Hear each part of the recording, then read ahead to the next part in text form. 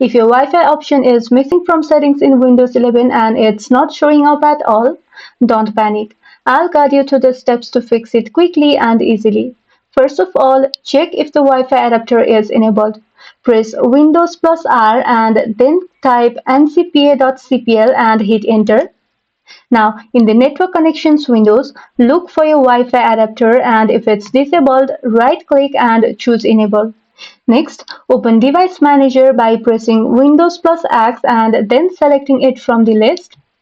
After that, expand Network Adapters.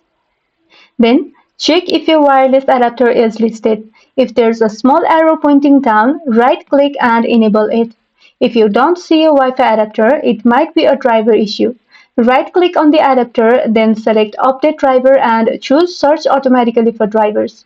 You can also visit a laptop manufacturer's website to manually install the latest Wi-Fi driver.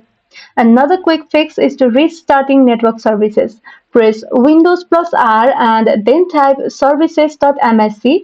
After that, hit enter. Now, in the list, make sure WLAN autoconfig is running. If it's stopped, right-click and select Start. And that's all. If you found this video helpful, don't forget to like and subscribe for more of these videos and thank you for watching.